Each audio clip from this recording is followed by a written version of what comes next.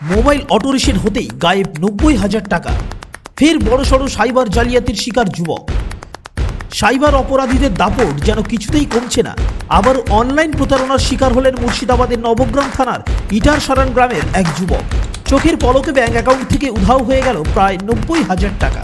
Digital ইন্ডিয়ার যুগে সব লেনদেন যখন হাতের মুঠোয়, ঠিক তখনই সাধারণ মানুষের অসাবধানতা বা প্রযুক্তির ফাঁক ফোকরকে কাজে লাগিয়ে সক্রিয় হয়ে উঠছে সাইবার অপরাধীরা। এবার প্রতারণার শিকার হলেন মুর্শিদাবাদের নবগ্রাম ব্লকের ইটার সারণ গ্রামের যুবক রনি শেখ। তার ইউপিআই অ্যাকাউন্ট থেকে গায়েব হয়ে গেল 89,999 টাকা। রনি শেখের দাবি, কোনো কিছু বুঝে ওঠার আগেই আচমকা তার মোবাইল ফোনটি অটোমেটিক রিসেট হয়ে যায়। প্রায় ঘন্টাখানেক পর যখন ফোনটি পুনরায় চালু হয়, তখনই আসে সেই অমোঘ মেসেজ। রনি যখন মেসেজটি খোলেন, তখন তার পায়ের তলা থেকে যেন মাটি সরে যায়। তিনি দেখেন তার ব্যাংক অ্যাকাউন্ট থেকে 89,999 টাকা কোনো এক অজ্ঞাত পরিচয় ব্যক্তির অ্যাকাউন্টে ট্রান্সফার হয়ে গেছে। মুহূর্তের মধ্যে রনি বুঝতে পারেন তার পুরো ফোনটি হ্যাক করা হয়েছিল।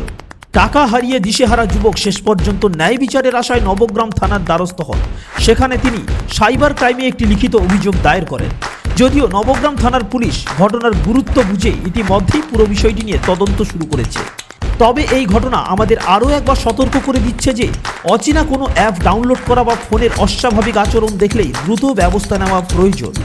ফোন গত রবিবারের দিনকে দুপুর 12:30টার সময় অটোমেটিক অ্যান্ড্রয়েড সিস্টেম আপডেট দেখায়।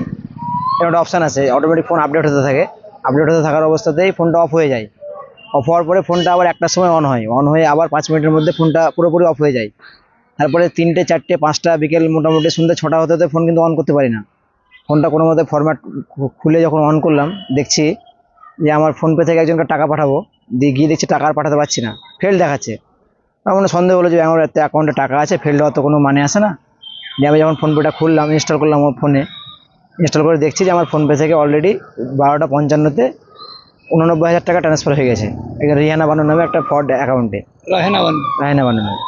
তারপরে দেখি যে ওই টাকাটা আরেকবার মারা হয়েছে, ওই 95,500 টাকা মতো দুবার মারা হয়েছে। তো ওইটা ফেল দেওয়ার পরে 89,900 টাকা গিয়েছে, 999 টাকাটা। ওটা আমি দেখলাম এসে এরকম যে আমার ওই টাইমের মধ্যে ফোন বন্ধ ছিল, সেটা কীভাবে যেতে পারে। তার জন্য আমি আসলাম থানাতে, কমপ্লেনটা করলাম, সাইবার ক্রাইমে সব কিছু বললাম, ব্যাংকেও গেছিলাম। ওরা বললো আপনার সঙ্গে ফ্রড হয়েছে। মোবাইল হ্যাক করে নেওয়া হয়েছে? হ্যাঁ, ডিভাইস হ্যাক করা হয়েছিল পুরো 12:55 রবিবার 12:55। মোবাইলটা হ্যাক হলো কিভাবে বুঝতে পারলেন?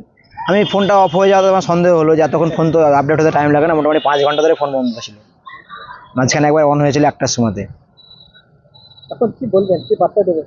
আমি বার্তা দিতে চাই এটাই, যেন আর কারোর সঙ্গে এরকম না হয়। সবাই একটু সতর্কের সঙ্গে থাকবেন এবং থানাতে জানালাম যাতে দুর্ঘটনা না ঘটে এরকম। এবং থানাতে জানালাম যে যদি কিছু শুরু হয় মিলে। কত টাকা আপনার প্রতারণার শিকার হয়েছিল? 89,999 টাকা। রনি শেখ, ইটা সরান।